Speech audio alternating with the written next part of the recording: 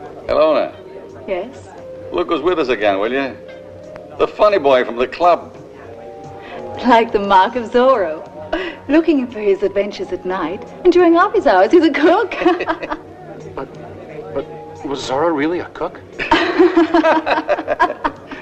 Then you're not just a funny guy. You're a lame brain, too. Hello, this is the Doom Show. Richard, Brad, Jeffrey, Naffa. It's the Doom Show. Hello, this is the Doom Show. Slashers, giallo, and horror. It's the Doom Show. The cuckoo clock interrupts the show. Doomed Moviethon. Death of the old salesman. Sweaty Cameron Mitchell. Hello, this is the Doom Show. Richard, Brad, Jeffrey, Naffa. It's the Doom Show. It's the Doomed Show. Doomed Show. Hello and welcome to Hello, This is the Doom Show. I'm Richard I messed it up. Start over.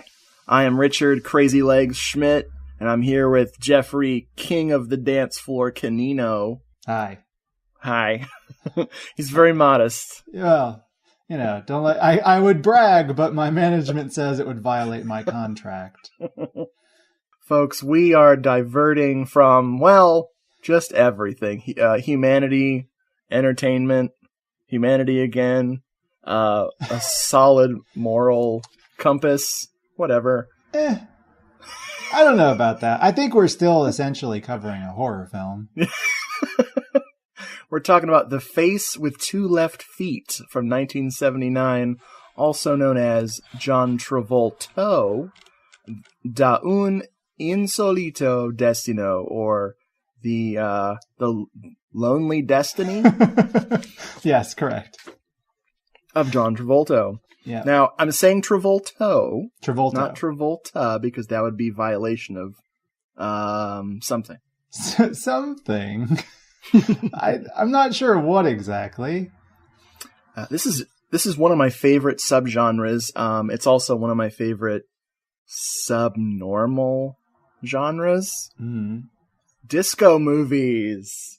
Yes. This Oh, is man. an Italian disco comedy from Oh, doctor. 79, glory days. It is direct- also a subgenre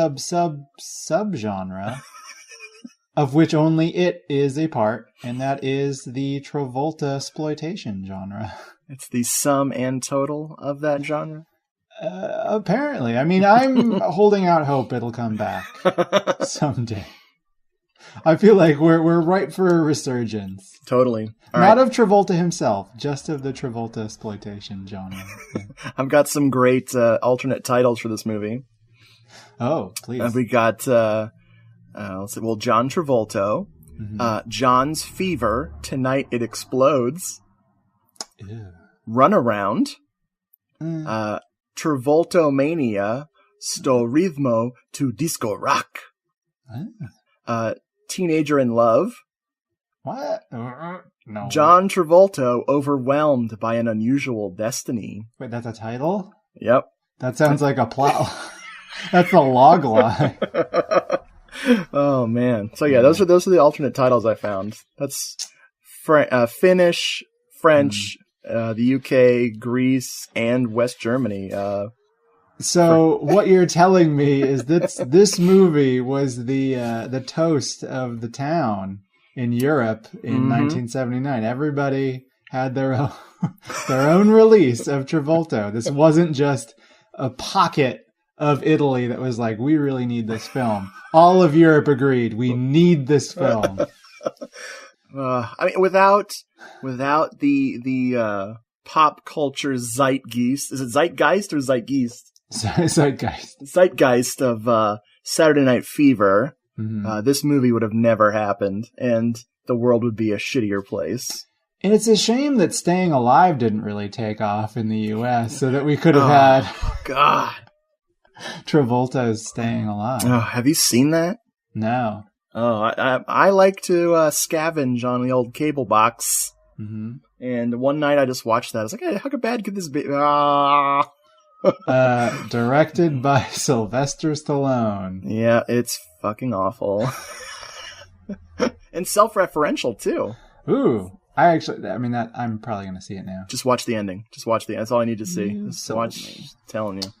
So I'm going to read I was going to read the IMDb plot. Have you checked out the IMDb plot for this one? I did, because you sent it to me. Okay, good. Thank you for reading what I sent you. Yeah. Here we go, folks. It's from IMDb. Karaoke Club. Karaoke version of the hit song A Teenager in Love in the style of Dion and the Belmonts. Video contains karaoke backing track with on-screen scrolling lyrics. I'd say that's accurate. I think that is more or less what I saw on screen. This film is so obscure it broke IMDb.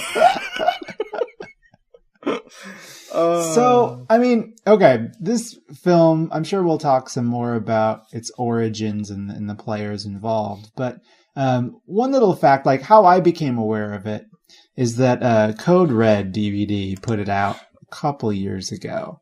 And that's because it was subject to a few revival screenings here in the USA.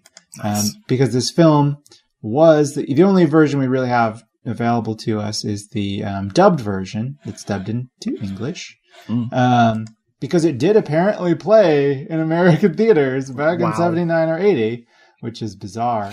But some of those prints wound up on sort of the revival circuit, and people were sort of touting it for a very brief window as like the new Samurai Cop or the new Miami Connection. Like, look at this bizarre movie. And so Code Red put it out thinking, bought the rights, put it out thinking, yes, this is going to be a hit for us. And then nobody really cared. This is their Troll 2. Yeah, it didn't wind up achieving those heights, which is a shame because I think it kind of deserves it. This is really, really fascinating. Yeah. So there you go. We get a nice ostentatious opening.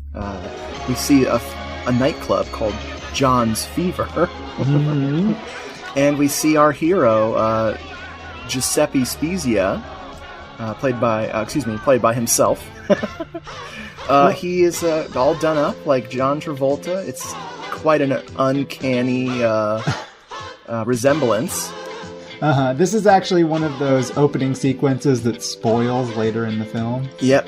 This is like the climax, pretty much. More or less. So yeah, they're showing us all their goodies right at the beginning. Yeah. So we have to just pause for a moment and really set up this world, because this is a parallel universe that we're looking at here. This is a universe in which not only was Saturday Night Fever a really big hit, which, of course it was. It was in our universe as well. But this is a universe in which it had such a culturally dominating power over Italy that the entire city of wherever this was shot, I'm imagining it was shot in Rome, but I'm not sure. Neither. Let's say it's Rome, became essentially Travolta land. Like, everyone is obsessed with him. He's bigger than anybody you could possibly imagine. Basically, nearly a religious figure in this film. So we're at this club named John's Fever. And there you go. It's basically an altar to the god who is John Travolta, who we're seeing a doppelganger of here.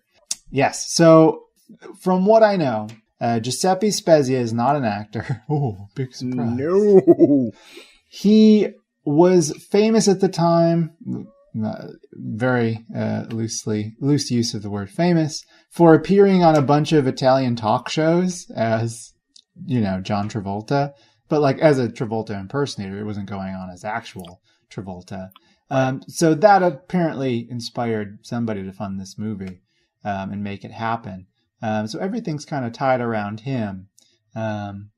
But, he doesn't have a whole lot of screen presence. And here in this opening dance scene, which is also the climactic dance scene, we're seeing about the bulk of it, which is his his dance moves. How would you describe his dance moves? I would say robotic, but that would be insulting to robots. Even the robots in 1979 were a little bit more fluid than this. Yeah, it's really, really awkward. His signature dance move is kind of what I would describe as like signaling a truck driver to blow his horn. And all of this is set to some real off-brand Bee Gees. which is like the score. ha ha ha ha. Oh, we're playing that. That's going to be our, we're really pulling out these movies with crazy music cues. I think that one is, it's going to be ours tonight.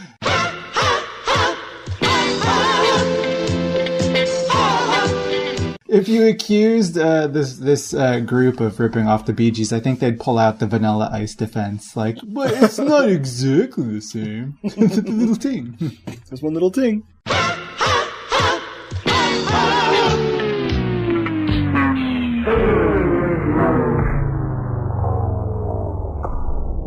So we find out this was either a fantasy sequence or, as you said, it's showing us the climax a little early, and we get back to the real Gianni at this point, who's a bespectacled, mustachioed nerd. Slash cook. I mean, come on. Yeah. What a loser. All cooks, losers. Yeah. Being gainfully employed and all. So he's sitting there in the club, and he is staring at his fantasy girl, Ilona. Yes. Who's played by Ilona Staller, who is essentially, after some research I've discovered, playing herself in this movie. Yes, she is. A lot of people playing themselves. Or two people, exactly. And John Travolta, who has a foot cameo later. She's not one, but two, but three of the actresses in this movie who have a singing career on the side. So we're going to play a little Ilona right now to give you an idea of what she was doing when she wasn't, acting in such things as this and 5 Women for the Killer, which I remember you calling her out on for this movie. Yep. We've had 2 actresses pop up, or at least 2 that I know of pop up in previous films we've covered. Nice.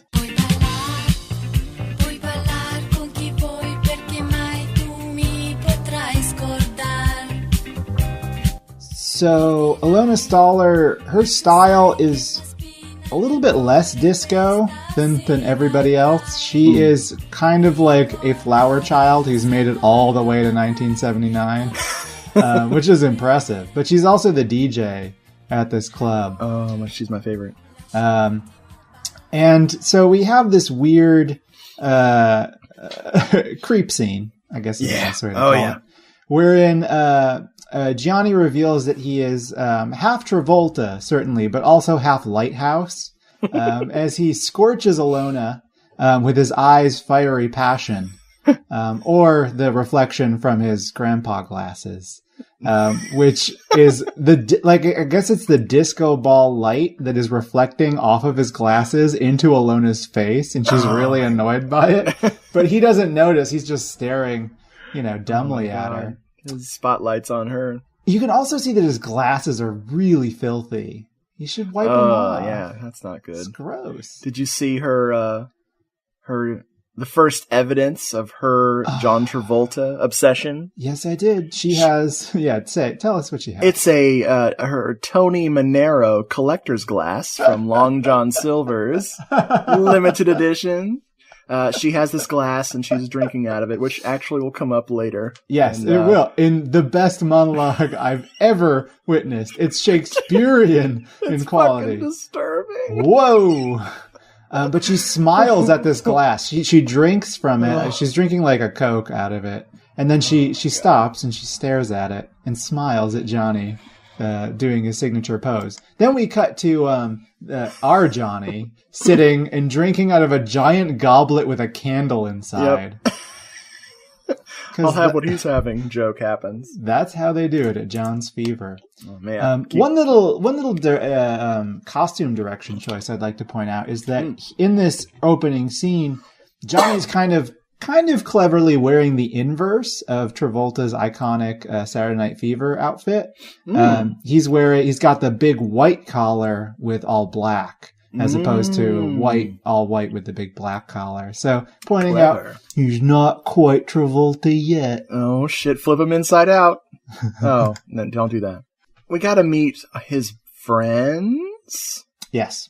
I have them listed as the Disco Snobs, and then they just became the Disco Crew, and later I've just started calling them the Morons. That's what I called them too. Yes! That's what... Oh my gosh. Yes. I started calling them cool kids. They're really like his fellow employees at this weird hotel they work at. Mm-hmm. But in this universe, moron is a term of endearment. They call each other morons constantly. So I started referring to them as Johnny and the Morons. Nice. Wow, I'm glad we synced up on that. Oh, it wasn't too hard because they're fucking morons.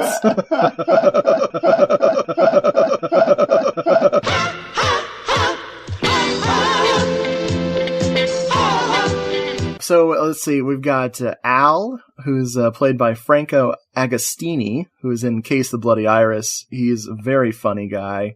We have someone who may or may not be named Pepper, played by Claudio Bigaglia. Claudio Bigagli. I like to add the extra syllable on there just for fun. Who I'm calling the Italian Fisher Stevens. Very appropriate. I'm calling him hipster haircut because that's how he made me feel. Oh, he's kind of revolting. I don't like looking at him. He's pretty terrible. There's Gloria, played by Gloria Piedimonte, and she also is a singer. Here's a little sample of Gloria.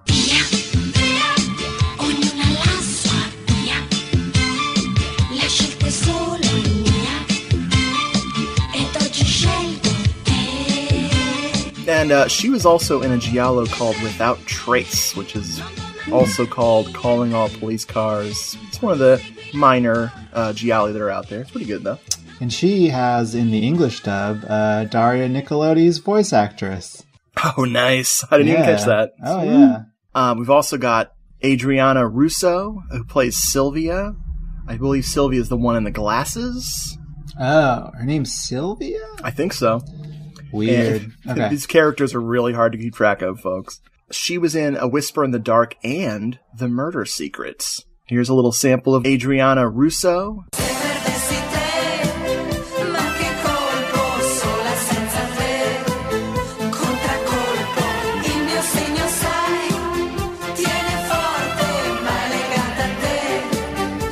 To round this off with two more beautiful people, Massimo Vanni, also kind of a hipster haircut.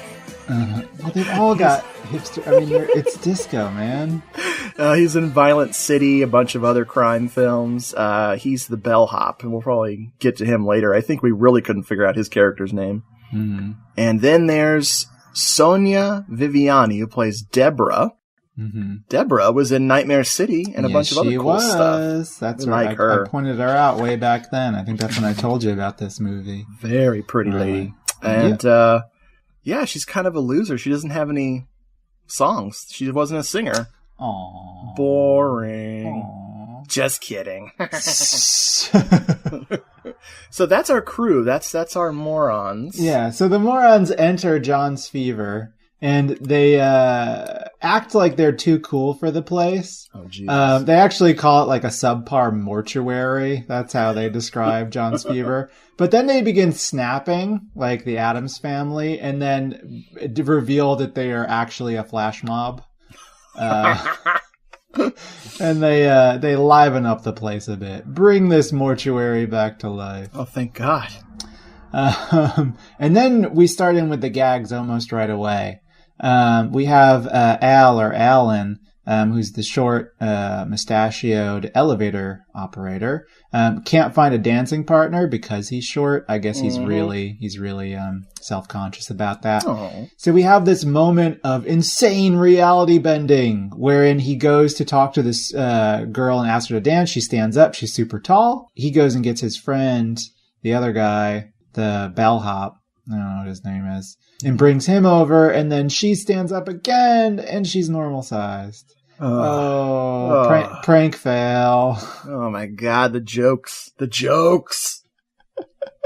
Yeah. They get better and better as we go along. There's a lot of visual humor, slapstick, especially at the end. It's essentially an Italian Three Stooges film with disco dancing. Yes. Except there's 6 Stooges plus a cook who looks like John Travolta. It's a slight revision, but it's basically the same formula. They find out that Gianni is hiding from them behind a menu. He doesn't want them to know that he's there. And he pretends that he's been coming there with a friend, and that's when his only friend is a guy who works there, who rats him out and says, well, yeah, that guy's been coming here for 2 weeks, staring at Ilona. And I like that the waiter kind of admits it, like, yeah, we're friends now. We've become great friends. After these 2 weeks of silent leering, we're now friends. My boss told me to watch this creep, so... The morons, though, reveal that Johnny... it's unusual for Johnny to be in a club like this because he hates dancing, he hates smoke, and he hates flashing lights. So that also kind of implies that he hates himself. We did see how brightly he shines. Oh, he's a big shining star, everybody. They totally embarrass him. They try to encourage him to dance with Ilona, while one of the most unusual songs starts playing. The rock song?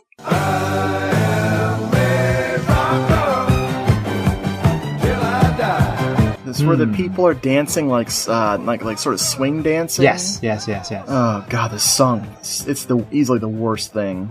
The dancing's good though. I like the dancing. Sure, the dancing's fine. It's just I always hate it when they go the 50s route. So just a dark days to come with Grease. Anyway, they totally screw him over, and he's such a loser that he falls on Ilona and embarrasses her, and embarrasses himself. And he's confronted by Raoul. Yes. Dun dun dun. He's the owner of the club, yeah. The villain. Angelo Infanti, who was in Girl in Room 2A and The Godfather and a bunch of other things. But he's Raoul, and he tells Gianni, don't break my girls. Ooh. Which implies that he owns Ilona. Mm-hmm. Or maybe he was talking about the Travolta glass. Oh. My girls. Because it's plural. That's true. Poor Johnny. I wrote on my notes, with friends like these, who needs... And that was you actually vomiting. Yeah. Because you're sick, right? Yeah, just a little bit. So they all leave the club. The morons are twirling their scarves, skipping around, teasing Johnny about his crush. Johnny has a great line here as he's moping. He's just constantly moping throughout the entire film. That's kind of just like his default status. And he has a great line where he says, you've broken my ass. You gotta hand it to old Johnny. He sure has a way with women. Poor little mole. His love story is going kaput. I imagine you thought when you fall for a girl, you're supposed to fall all over her. And you thought that Ilona wouldn't even give you a tumble? Well, you can be sure of one thing. You broke the ice. And you've broken my ass. I've had it. At least as far as Ilona's concerned. They all hop into their car, which is also the Ecto-1.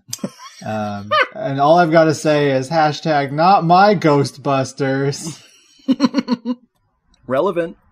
It's very timely. That joke will fade fast. By the time we release the episode, exactly. Yeah, it's over, man. All right. Well, gotta get it out there. Yeah, exactly. We finally get to the important part of the movie, which is strangely important. Occupations of all of these kids. Right. Which are ambiguous at best with some of them. Trust me, they're all the worst at what they do. Yes. Undoubtedly. They will all work together at a hotel. It's a gigantic hotel. It's really big. It's like a hotel had sex with a shopping mall or something. It's exactly what it's like. Yeah. So let's go through their occupations, I guess. Mm-hmm. All right. So, the one guy whose name I still don't know is the bellboy. Yep. He's got a thing for the ladies. Yes, the ladies who he is bringing food to. Yep. All right. Then we have Alan is the elevator operator. Yes. Pepper is... What did we decide? A delivery guy? Delivery guy. No idea. Right. Well, strange. This hotel is so large. It has inter-office mail. Then we have Deborah is...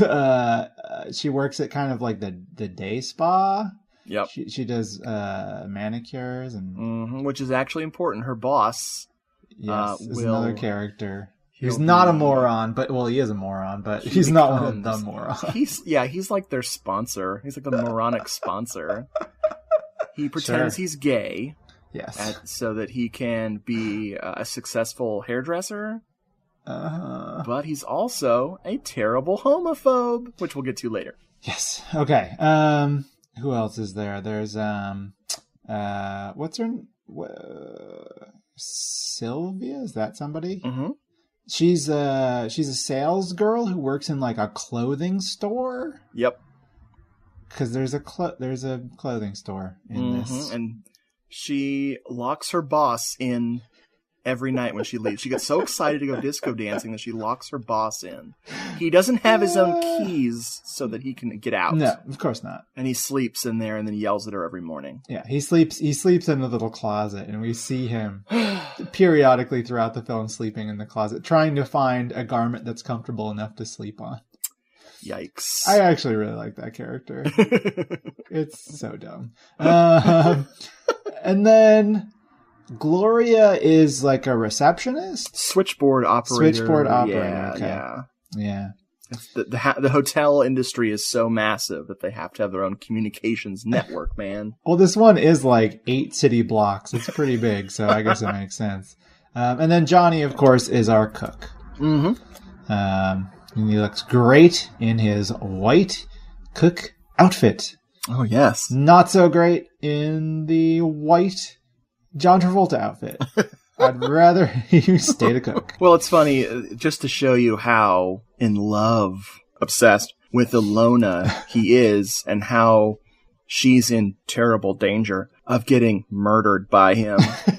He's decorating a cake that's supposed to say Lillian. And he's staring at the sign that says Lillian. He's staring at the sign that says Lillian. And he's decorating happy birthday to Ilona. Oh, damn it. I blew it again. And his handwriting on the cake is, I've ran it to our team of experts, handwriting analysis, and they say that he's a f***ing psycho. I think this scene is also, it gives you a good sense of Giuseppe Spezia's acting chops. His facial expressions here are what, during this cake decorating, this unconscious cake decorating scene, is what I would describe as like mildly constipated. Oh man, this guy is fucking terrible actor.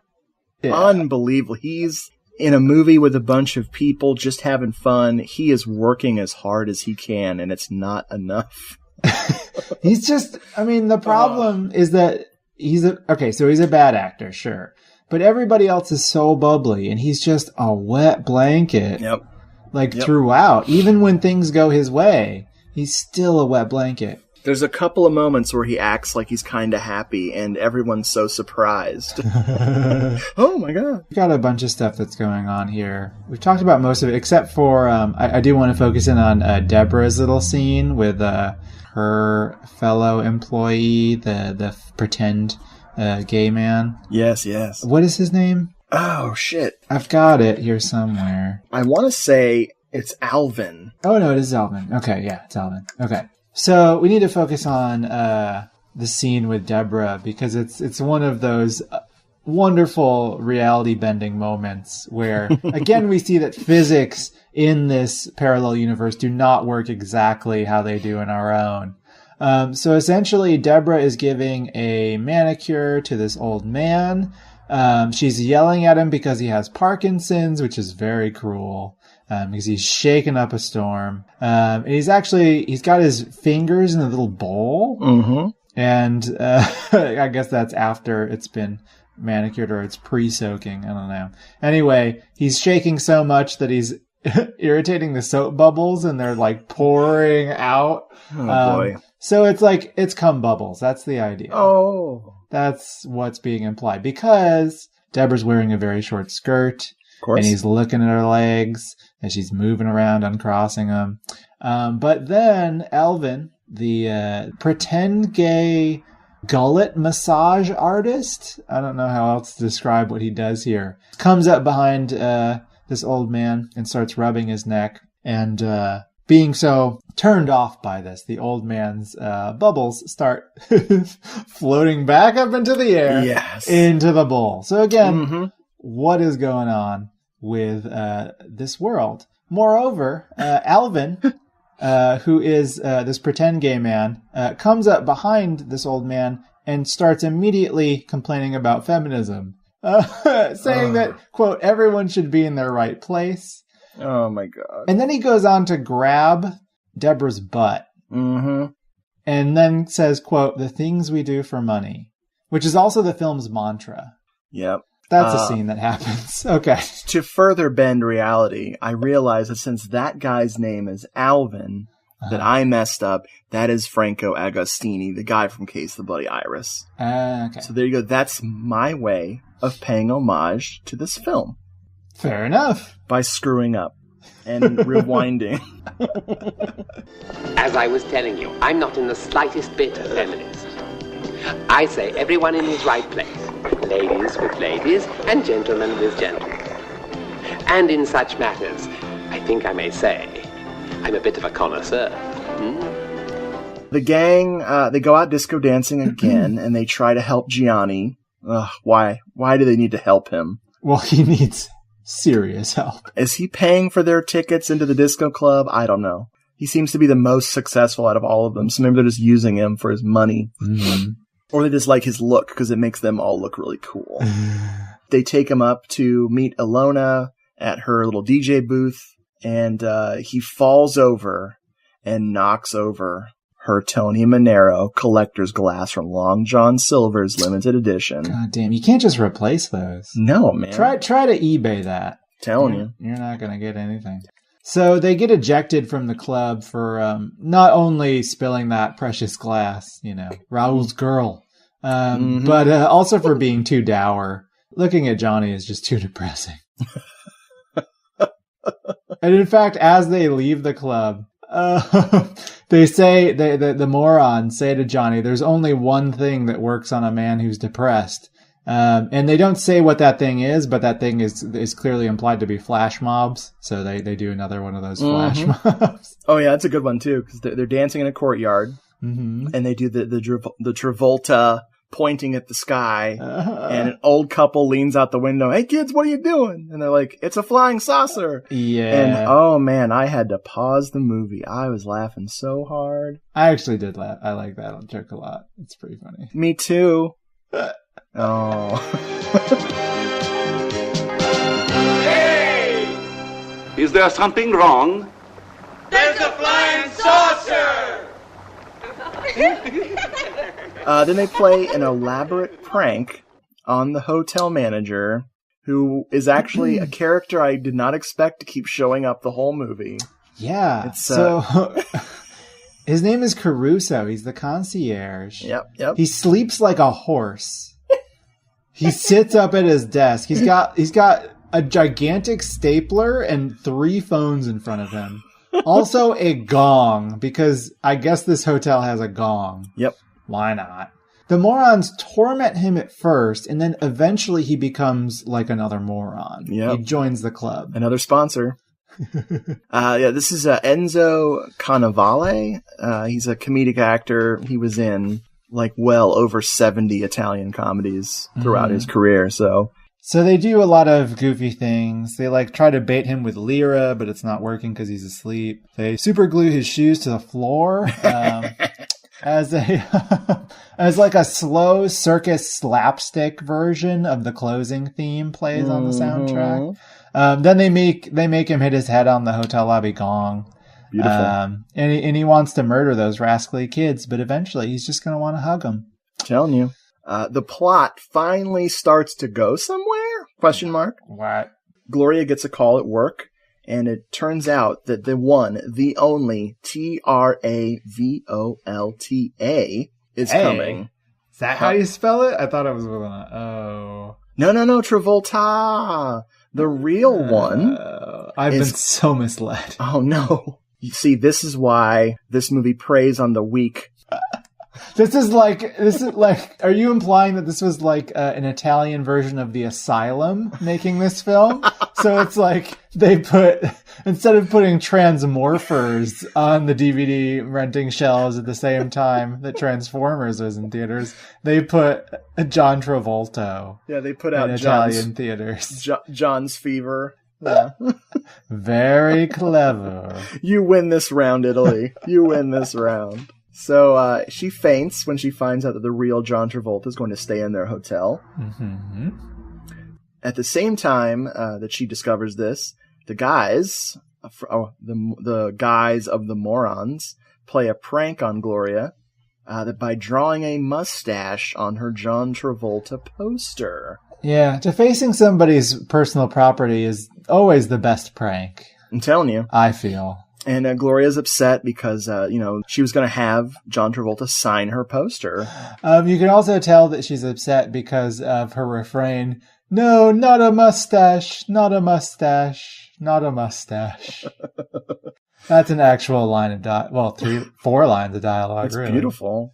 Well, Gloria is really obsessed with John Travolta. She's seen Saturday Night Fever 20 times. And she's got him on a t-shirt. Yeah, she showed us her t-shirt. She wears a Travolta t-shirt underneath her work clothes, like Superman, wearing his outfit underneath his civilian clothes. Like, when does she need to bust that out? Like, what situation is it important to identify yourself as a Travolta? Some kind of acolyte. Spaghetti emergency. Fair enough. That was nice and racist. Thanks. No, I meant, like, from the movie Saturday Night Fever. He's like, "Don't touch the hand. Get spaghetti on my clothes. Boo." Anyway, I'm spiraling out of control here. Yep. Just like this amazing movie. So, Sylvia starts to figure out that, hey, wait a minute. John Travolta with a mustache looks like somebody. Well, the first they say, well, he looks like Travolta with a mustache, which is accurate. That's true. Very true. Good answer. And then I think who is it who draws? I think it's Gloria draws very slowly glasses on the poster. And this is where she says, she turns to the rest of the morons and says, "Well, morons?" And that's where you get the name. I'm telling you, man. I'm telling you. And they say, "Oh yeah, of course, it's Johnny." They're like, exactly like him. Johnny looks just like the guy from Look Who's Talking Too. Johnny does not like this scheme of theirs. They take the poster to him and they show him, and he doesn't understand. He doesn't want to play along. It's very... He's cock-blocking the movie, Jeffrey. That is actually his sole purpose. So he's doing well. But then, while carrying 2 flaming shish kebabs out to a table, he runs into Ilona and Raoul. And they tease him for being, gainfully employed, since they recognize him as the creep from the from the club.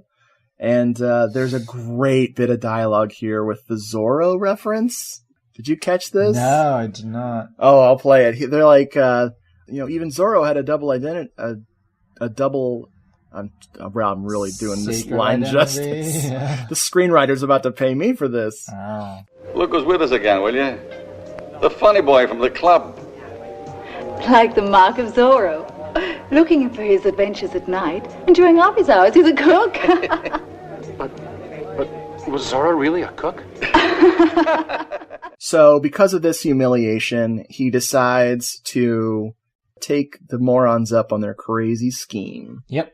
They go see Saturday Night Fever so he can study John Travolta. Holy moly. And the greatest dialogue in the world happens. God. So the morons all throughout this they dance to their seats in the theater. They love Saturday Night Fever. I mean, as Gloria has been to see it 20 times, we get a sense that the rest of them are not far behind her. So they're really enjoying it. And yeah, Johnny's dialogue is insane. It's like, I guess it's this parallel universe's version of like a logical proof.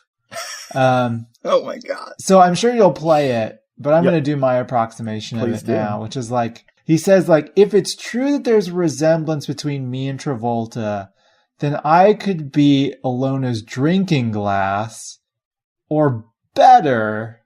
So he's aiming low, which is good. I think that's really good for Johnny. Don't aim too high. And then he goes, it's made of glass, but I'm flesh and blood. Really, I'm not a glass.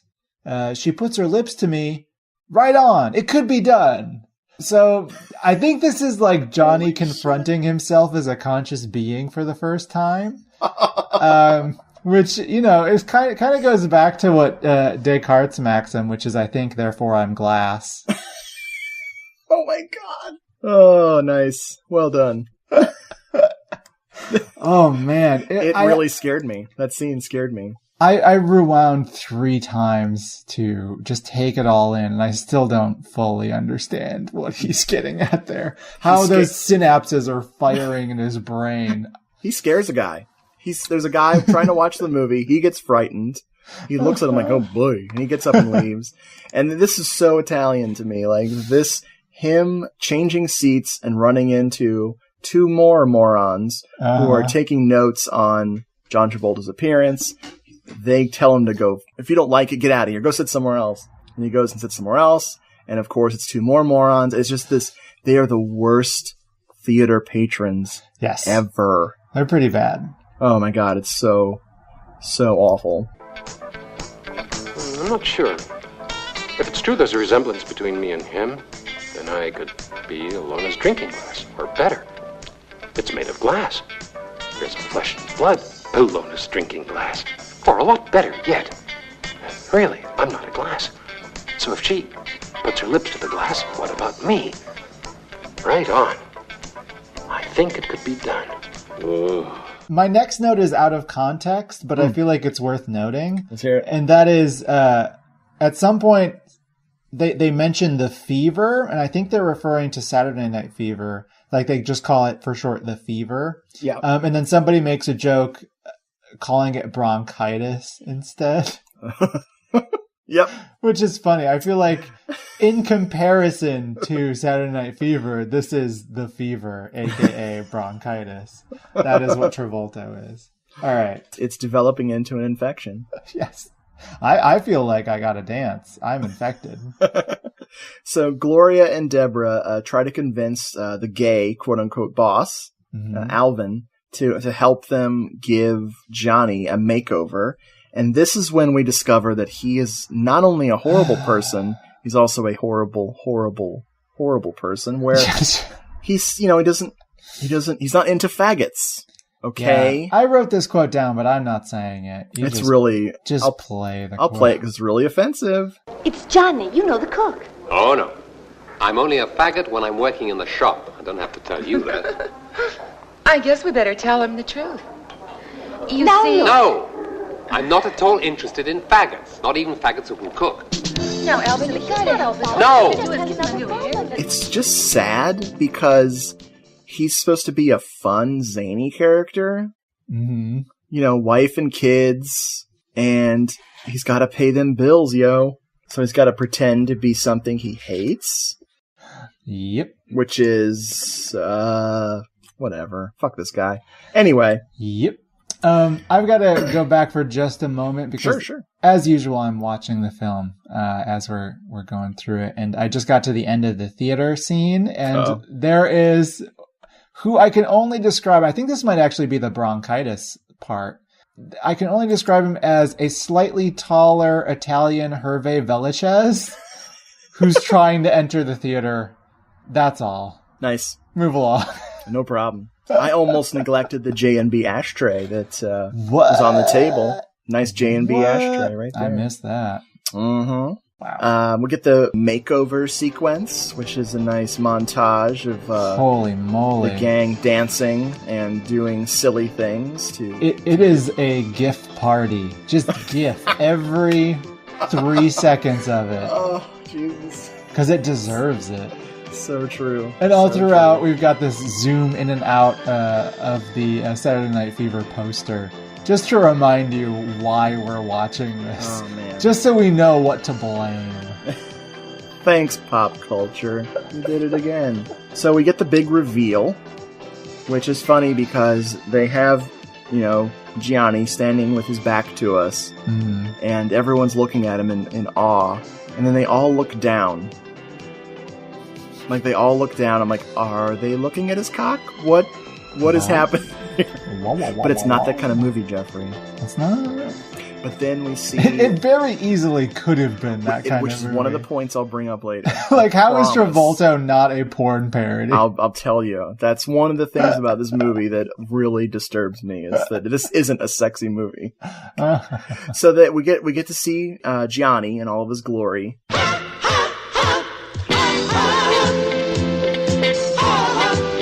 The guy looks like John Travolta. If John Travolta was older and uglier...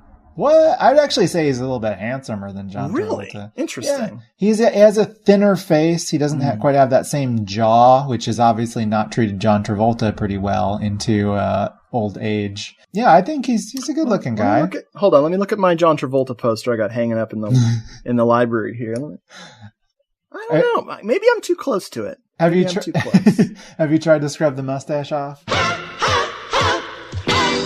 So Gloria, she gives the ultimate test, which is she just can't resist, even though it's not the real Travolta. She has to kiss Gianni, which really felt like the end of the movie to me. Or maybe I was just kind of hoping it was. What? But yeah, so even though he passes that test, the Gloria test, as they call it in the industry, there is no industry, I promise. They need an experiment. They need to find a person who would recognize Gianni as John Travolta, but not know him so well that he would blow his cover. Right. So they're going to approach that guy at the masseuse parlor that John Travolta hit on.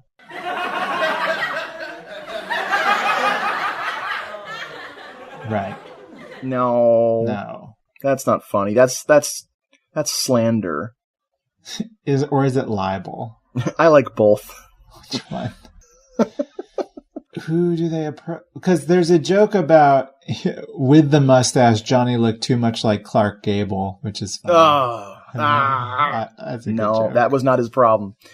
No, they decide to test him out on Caruso. Yes, of course. So Johnny struts through the lobby with our theme song. Is this the off-brand Bee Gees song? Yep. Oh, yeah. I like when you do it. It's good.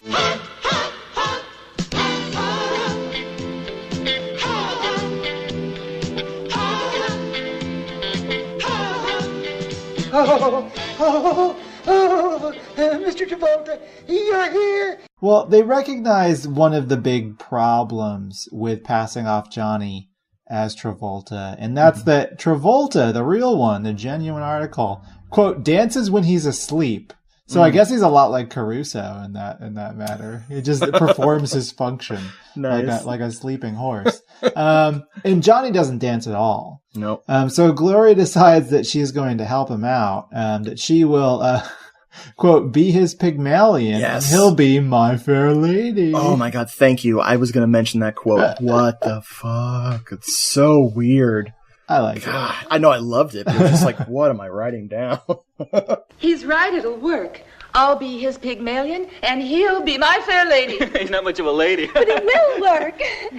So they go to the beach. So Gloria is trying to teach Johnny to dance on the beach, while two child gravediggers dig a hole for him to fall into, because obviously his career is over. And Johnny is not doing very well, of course. In fact, near the end of the scene, he dances right down into that pit that those children are digging. Those are Alvin's kids. Oh, are they? Yeah, they're they see what's going on. They see what's going on.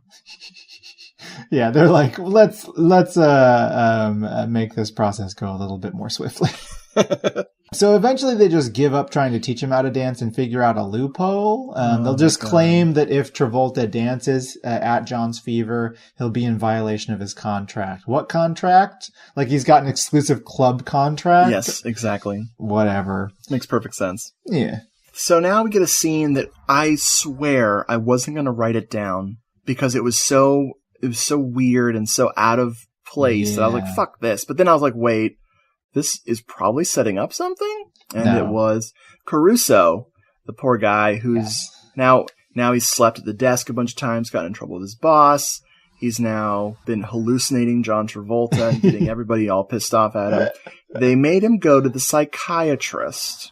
Yes. And the psychiatrist is teaching him the old violence will solve all your problems therapy. Yeah, this is like a Jess Franco psychiatrist. Sadomasochism rules the day. Oh, yes. Like, the psychiatrist straddles him.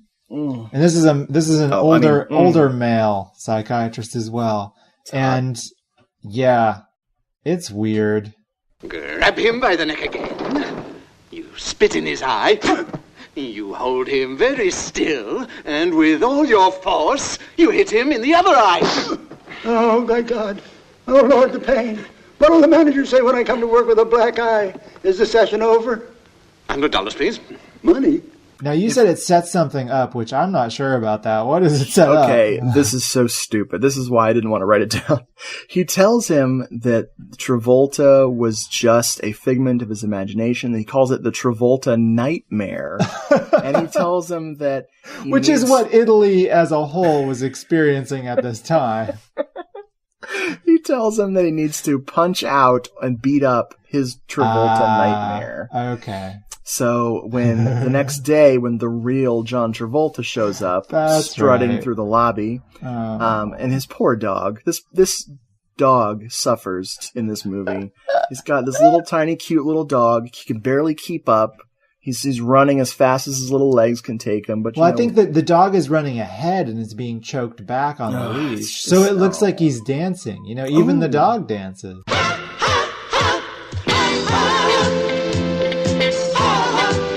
Yeah, so of course, this is our Travolta cameo. It is, It's definitely the real Travolta. You can tell by the way he walks. Yep, those feet. The moment Caruso sees the guy, he punches him out, which is amazing that Caruso still is employed at this place later in the movie. This is also weird in that there's this bizarre assumption on the film, or again, this is just the parallel universe logic, that the real John Travolta both wears his Saturday Night Fever outfit all the time and also dances all the time. Like he's dancing, he's strutting along just while he's walking into this city/hotel lobby. This movie hurts. This movie hurts my ribs. Hurts so good, man. Oh my God, so good. So the morons decide to put their horrible little plan into action. That plan, which is called, very cleverly, Operation Travolta. Ooh, how'd they think of that? Oh. So Travolta is out for the night. He calls down and has all of his calls. Doesn't want to be interrupted. He's going to sleep off this horrible abuse that he suffered at the hands of poor Caruso. Mm-hmm. And so the gang knows that they can kidnap his fucking dog and then lead his bodyguards away and lock them up in a room for no reason and take Travolta's limo and ride off to John's Fever. Yeah, the morons are now criminals. Yes. They kidnapped the dog. It was only a matter of time before they start. I mean, I'm surprised this doesn't end in murder. No, exactly. Like they just Clockwork Orange style. They just murder Caruso for fun. Mm-hmm. Like that. I'm astonished that's not the end. And I don't know why they needed to lock up the bodyguards. The bodyguards were going to stand guarding the door all night. It doesn't. I don't know. Anyway. At one point during Operation Travolta, they ask Johnny how he feels. And I believe he says, quote, like a lion? Which, okay. Sure. They move on from that. So I'm just going to say, good. Good for you, Johnny. Well, how about it, Johnny? How do you feel? Like a lion? I know that Caruso tries to go see John Travolta to apologize. And Travolta's bodyguards call him a fag. Yeah, little one. Yeah. I wrote, damn, this homophobic movie. And then I wrote, no, wait, this is Italy. Oh, it's actually just standard Italy at this time. Yeah. Because it's just so sad because it's just normal dialogue, you know? Oh, yeah. Like, that's just a standard interaction. Terrible. They get to, on the way to John's Fever, Alvin is telling John, don't speak or dance. Pretend you have laryngitis. Right. and don't dance because of the contract thing we talked about earlier. Right. And so, of course, when he's being interviewed at the club, once they arrive, he continually blows it by pretending he has laryngitis, of course. He does manage that. But he keeps saying that he wants to dance. Yes. Because the morons went ahead and hyped up everybody, got everybody excited that John Travolta was there. So then when he shows up, the place goes bananas. And finally, Ilona asks him to dance. Mm-hmm. And that's it, man. Can't resist. No. The allure, the flower child allure of Ilona Staller.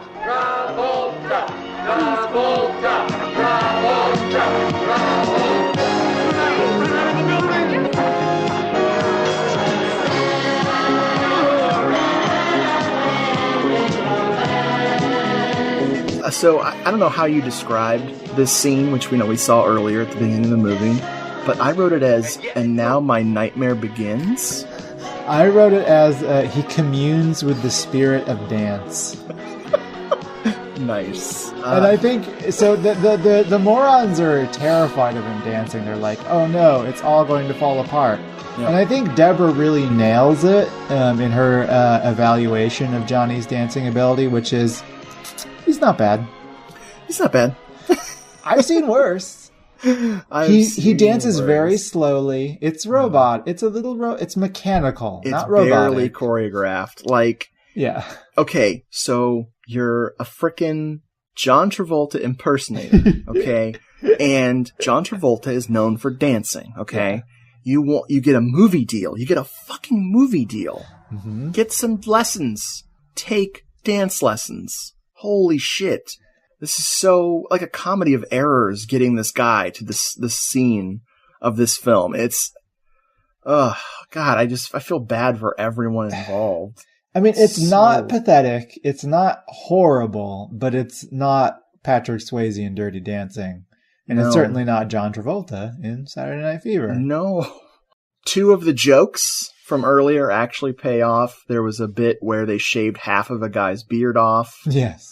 And it scares Caruso half to death because the guy keeps turning from one side to the other, and he thinks it's 2 people, and the guy's confused. And then there's the poor guy who's locked in the shop, and Caruso sees him, and he's freaking out. It's just, I actually wrote in my notes with exclamation points, 2 of the jokes actually paid off!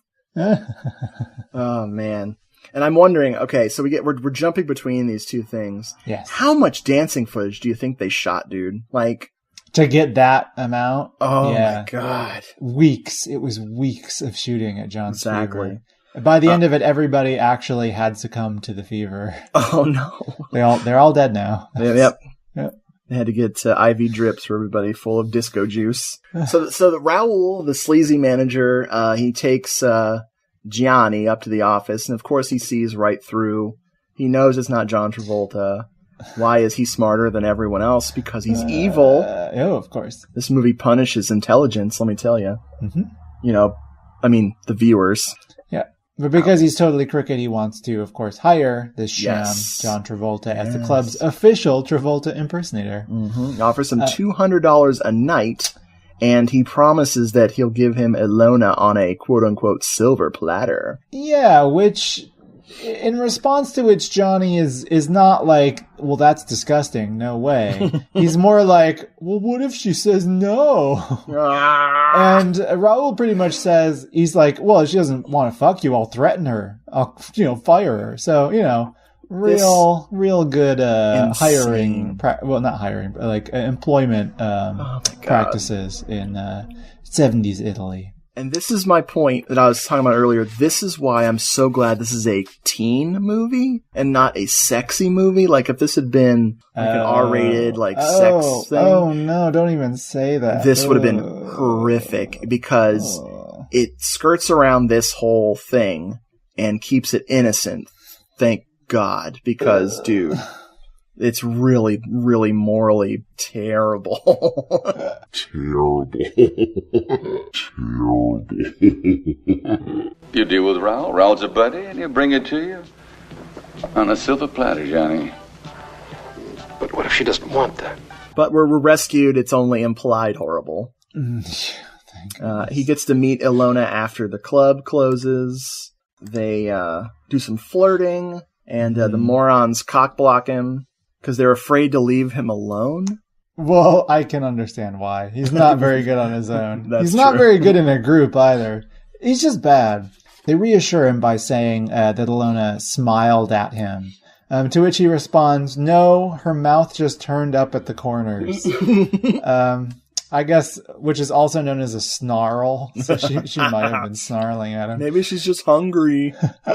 Oh my God. This is where we start to get scenes of Johnny and Ilona bonding in some ways. And there's some pretty good exchanges here. Where I think she invites him back to her apartment. Is that right? I think so. Yeah, because she comments at one point saying, I don't live in a tree house after all. To which Johnny seems very surprised, as in, maybe he does live in a tree house. We don't know for sure. And so all throughout this scene, we've got lots of goofy shenanigans going on with the morons, who are acting as his, quote, nursemaids, as Ilona says. They're holding up signs at various points. I guess they're telling him what to do. All the signs are in Italian, so I can't read them. Yeah, very, very silly. Yeah, so it's goofy. But I like that Ilona acknowledges it. It's always behind her back, but she clearly recognized it was going on all along, which shows she's more perceptive than perhaps we'd give her credit for. I'd be worried about her. Mm-hmm. Well, we should be. The next night, it's, now their business agreement is going. They're dancing together. The song that they are dancing to is so horrific. And Lietta's like, could you rewind that? Which I was like, you want to rewind part of this movie? And she said, yeah, go back. So the song that's playing is a hymn that has been transferred into a disco song. Really? That goes, oh, happy day when Jesus washed my sins away. What? Wow. From a traditional hymn. And it was really bizarre. Really strange. Did not note that, and I'm very sad that I did not. It was hard to tell. Lietta's really good with remembering lyrics and. Who gives a damn? Yeah, right. Right. What's the dance?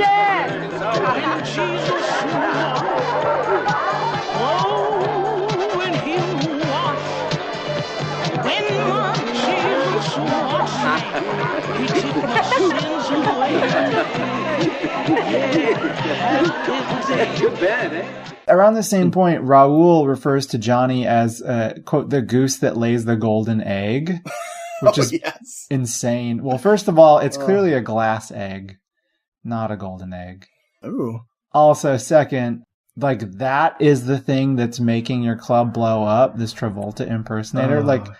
This is also a world in which people are totally buying this. So it wasn't Ilona playing songs and encouraging people to dance? Everybody, dance! Dance, kids, don't worry.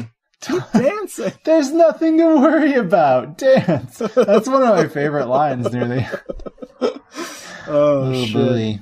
So they get back to the dressing room, which is, I think, is really interesting that Johnny and Ilona share a dressing room. Yeah. And Johnny admits to Ilona that she's the one who inspired him. He says, usually I dance like a hippo, which I think that we can all probably agree he still kind of dances like a hippo. Yeah, pretty much. Hippos. I mean, I don't want to insult hippos, but yeah. A hippo in a tacky suit. And I just wrote, is he going to kill her? Which has just been my theory the whole time. This is going to end very poorly. Yeah. It gets real close here. He has this creepy speech about a dream that he has while touching her shoulders. Mm-hmm. And then she kind of gives him the cold shoulders. Oh, but she gives him the mirror metaphor. Yes. Oh, it's so good. It's actually a very sensible moment on her part. Again, sort of proving this character to have a good head on her shoulders. She talks about the idealized images that that he has about both himself as Travolta and about her as this idealized love. He doesn't really know her all that well. So, and he says, but when we put the mirrors together, it's these, it's this 3-part mirror. It's a little confusing, but she then puts it together to just show they're just one reflection of them. And she says, what do we have? We have a long-haired girl and a good cook, which I think is, again, kind of overstating the matter. let's just say a long-haired girl and a cook. Hashtag real talk.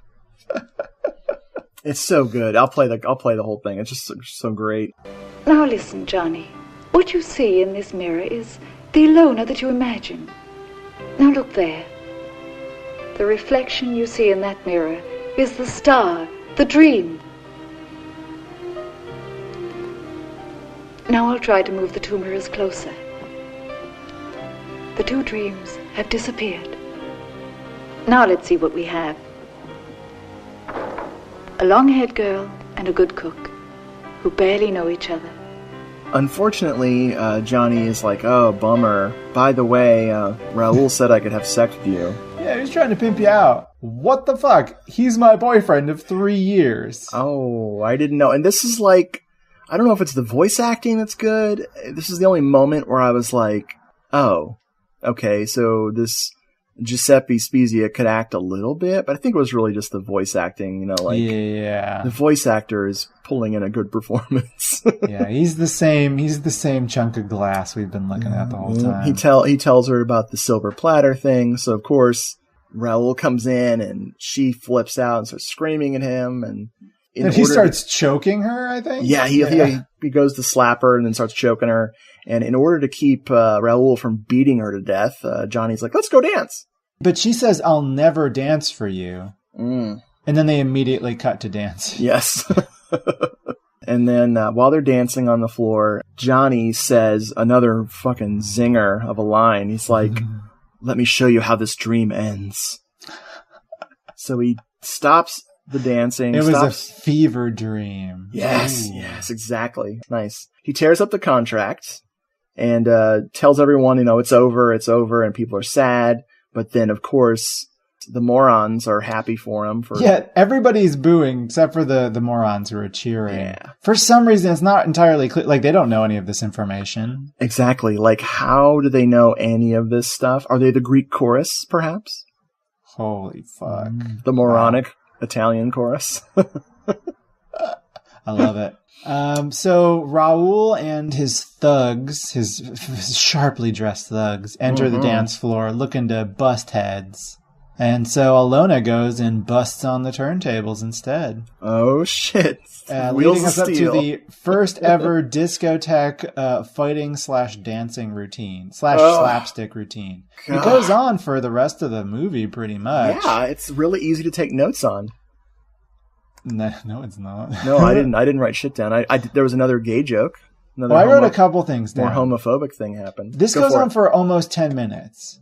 And there's a couple good, it's a slow scene, but it's really entertaining. Not particularly well edited. No. But it's a lot of fun, because we get some fun hijinks. So at one moment, Ilona bops a guy in the face with her microphone and then electrocutes him. Yep. Pepper is making out with himself at one point with the arms around himself gag, so a thug doesn't interrupt him. Gloria high kicks a dude, and Deborah does this awesome fake out shoulder throw.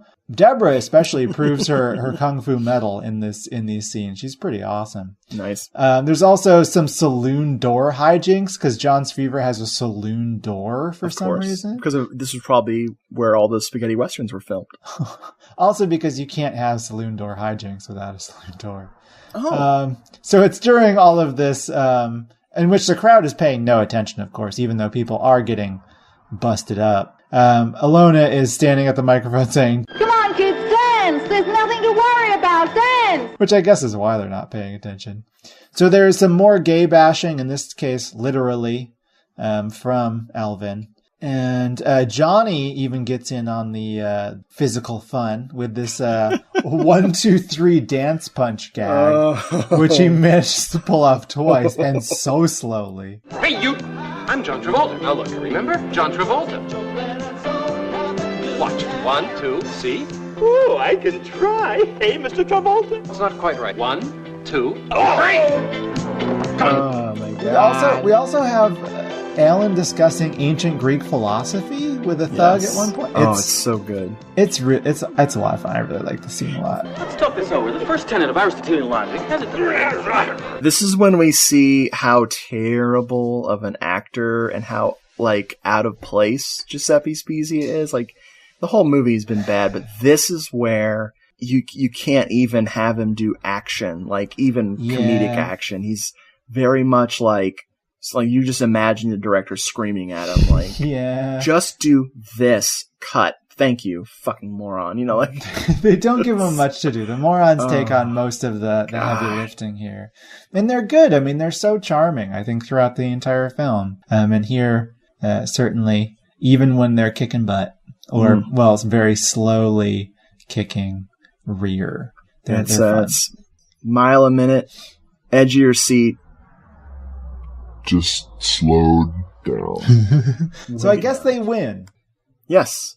I don't know how they win, but I guess they defeated Raoul and his buddies. They defeat them all done. So they all go outside to the fountain outside John's Fever. Oh, yeah. And somebody, I think it might be Caruso, brings iodine, bandages, and ointment for all. Yep. I'm telling you, moronic sponsor. Yeah, he's their friend now. Their buddy. He still hasn't realized that it's not John Travolta. Nope. It's so awesome. That's a joke that paid off. I like that joke too. So Alona, being one to, she's also sort of joined the morons at this point. Oh no! She proves that she wants to again sort of dispel Johnny's fake image of himself, telling this John Travolta impersonator that he needs to stop. By giving him his glasses and drawing a makeup mustache back on him. And we get our final joke in which Caruso comments upon the fact that he thinks John Travolta looks exactly like the cook at the hotel. Hey! Everybody groans. This movie ends with an actual groan from the cast. Yep. And then they all wink at the camera. So all of our main players, all of our good people, we get our nice winking at the camera. Some of them are pretty charming. It's so charming. I love it. I mean, it's like a reward for getting through the movie. And then Gianni, good old Giuseppe Spezia, he does what he thinks a smile is at the camera. Now, Jeffrey, I know how I describe this frickin' smile. How do you describe the final smile of Johnny Travolta? I'm looking at it. Let me look at it. I've got to pause it and really take it all in. Give me 1 second to get to it. Where are you, buddy?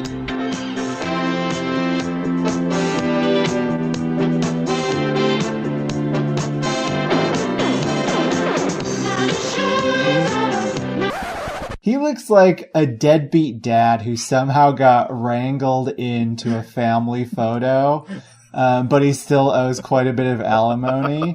So he's like trying to put the best face on it. It's not working out though.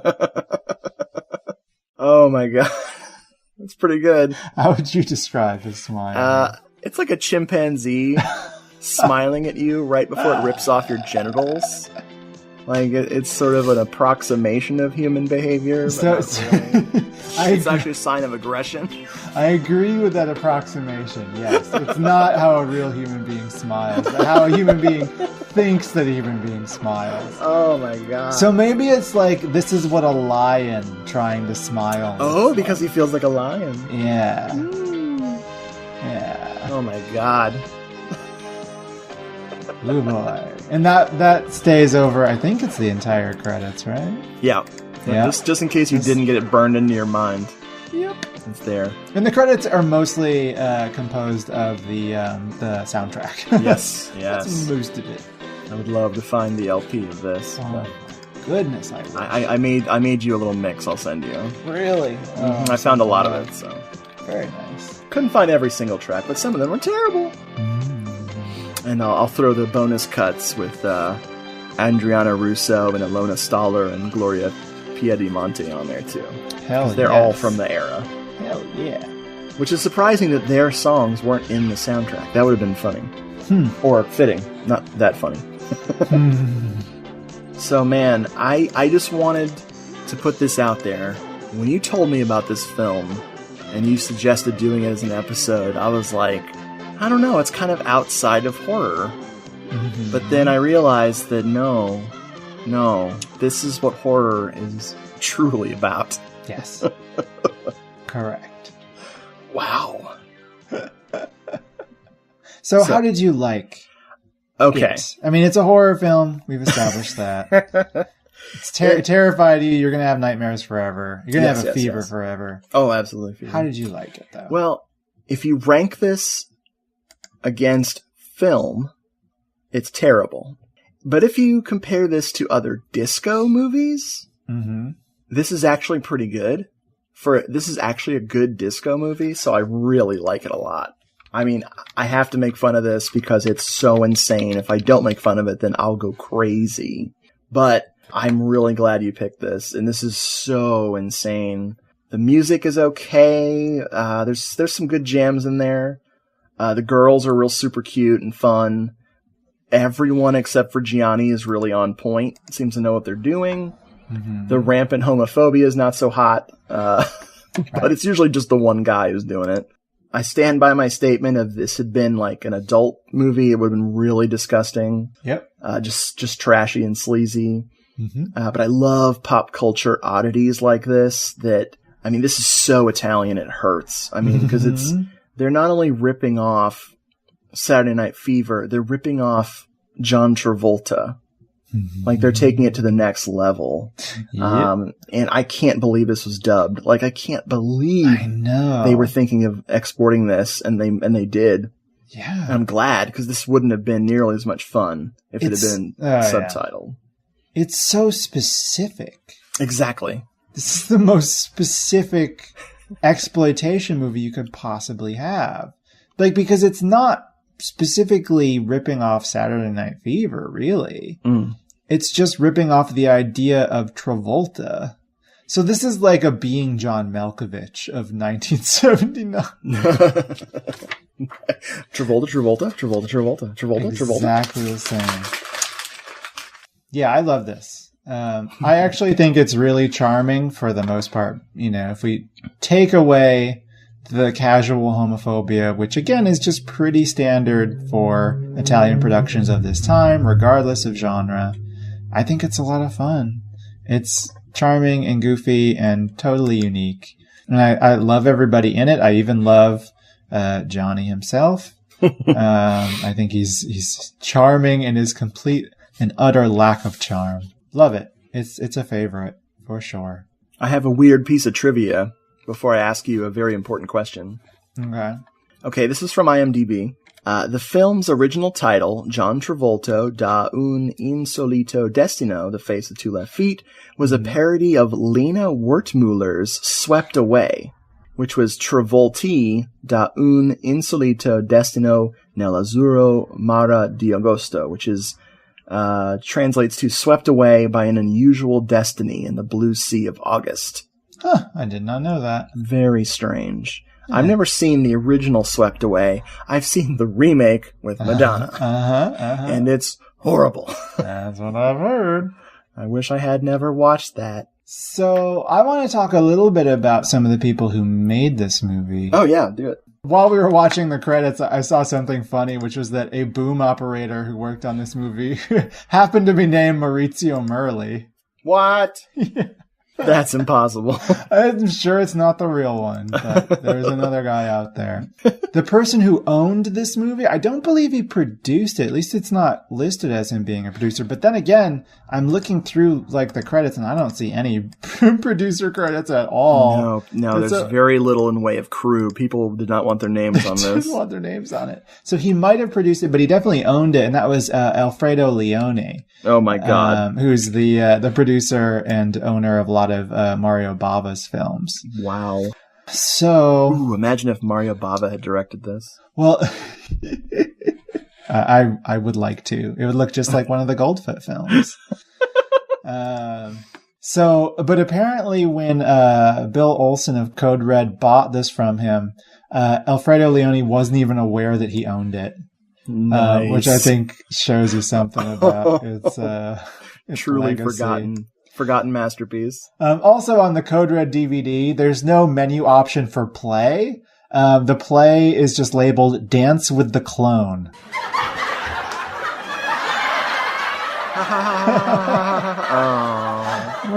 There's some Bill Olsen humor for you. Zing. There's some Bill Olsen humor for you. Like most people in this movie, besides the ones we talked about, like, you know, they had like moderate careers. Giuseppe Spezia obviously did not do anything else after this movie. No. But the director is a pretty prolific director of Italian comedies. Big time. He's directed like 40 of them, 43 movies over his career. None of them I know, but one of them looks interesting. Really? Yeah. That is a movie entitled Fraccia contro Dracula. Yes. Yeah. I looked at that one too. Yeah, it's I think it's on YouTube or Vimeo, so I want to check it out. It's this old lady, I guess, versus Dracula. And guess who plays Dracula? Edward Purdom. It sounds awesome. That's who Brad calls gay Dracula. Why is he gay Dracula? I don't know. Look at him. Oh, but did he play Dracula in something else? No, it just looks like gay Dracula. I don't understand what gay Dracula is. Have you seen Don't Open Till Christmas? Yeah. He looks like gay Dracula in that movie. Not gay Santa? No. Just without the cape. He's just a guy. I don't know. He's the killer in Pieces, right? Yeah. Spoilers. Oh, whoops. Oh God, I spoiled Pieces. Nobody will ever forgive me. Yeah, I want to see a movie in which he plays Dracula. Oh, me too. That is a comedy directed by the same mind who gave us this. We'll find it.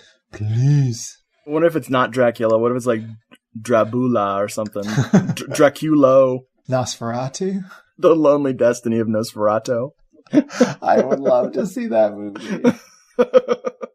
That's all I had. Okay, so I'm going to put you on the spot, Jeffrey. Okay. I'm going to ask you two questions. One, why wasn't there a sequel to this? And two, what would your sequel to this be like? Yeah. Well, one, there was no sequel because Staying Alive was not a hit. It was a flop. And two, my sequel, let's see, what's a good Travolta movie we can take? It's like a civil action. Is that what we want to do? Yeah, I want a civil action. The lonely destiny of a civil action.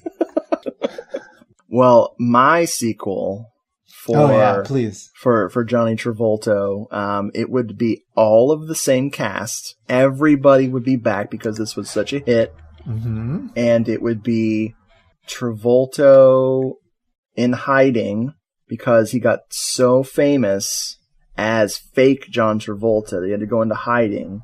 But then he needs to impersonate Travolta again because the morons are mixed up with a bunch of diamond smugglers. Oh. Mm-hmm. And,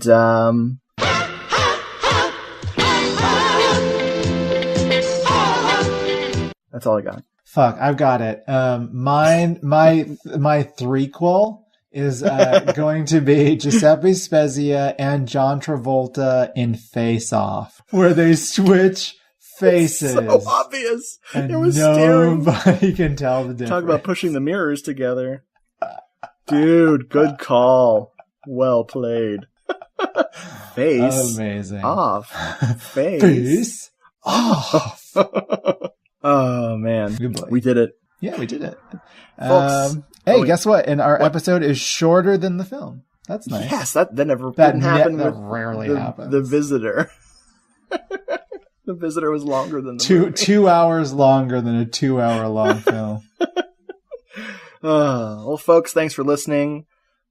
Seek out Travolta or The Face with Two Left Feet. It is absolutely I think it might be the most unusual film we ever talk about on this show. And for now, the show is over. Oh, hey, keep on dancing.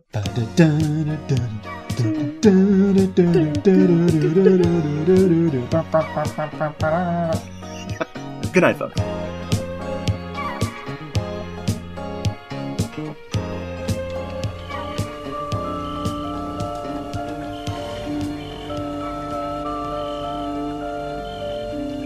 Hello, This is the Doomed Show is available at hellodoomedshow.podomatic.com.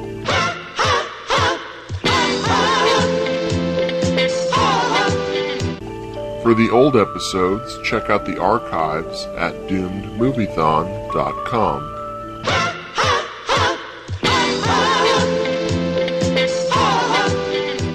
To contact the show,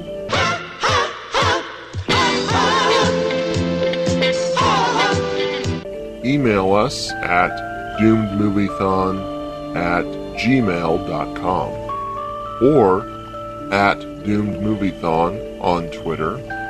For more Doomed Moviethon goodness, also visit cinemasomnambulist.com.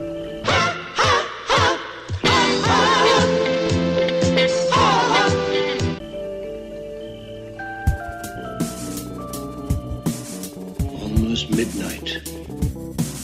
Enough time for one more story. They tried to kill us. You ungodly warlock.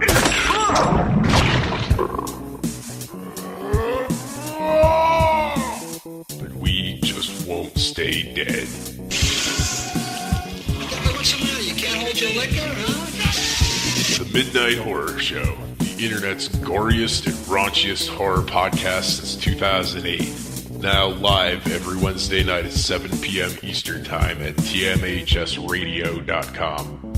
Listen on your mobile device with the TuneIn app. Search TMHS Radio or download us at iTunes, Podomatic, or the TMHS Radio page. Looking for something different in your podcast library? Then why not check out the Podcast Under the Stairs? I'm the host, Duncan McLeish, and joining me each week will be a special guest as we examine some classic, old-school horror favourites, as well as some modern classics. That's not to say that we don't tackle some of the, let's say, more questionable entries into the horror genre. And if all that wasn't enough, we have a subset of shows called Baz v Horror, where our horror novice, the Baz, tackles horror in all shapes and forms to see who will come out victorious. So what are you waiting for? The show can be found at podcastunderthestairs.wordpress.com and on Stitcher and iTunes. The Podcast Under the Stairs is a proud member of Legion Podcast Network. This is Duncan McLeish from Under the Stairs, signing off. Uncommon Interest, a podcast that takes you off the beaten path and kicks your ass. Your host, Craig Chaos, plays you music and discusses films and comic books. So stop on by and listen at uncommoninterest.libsyn.com and get cool uncommon music and awesome stuff at uncommoninterest.bandcamp.com. Don't come running to me when you wake up in the city morgue with a tag on your toe having been beaten to an unrecognizable... Uncommon interest. Interest. Interest. Interest. Interest. Interest. Interest. Interest. Interest.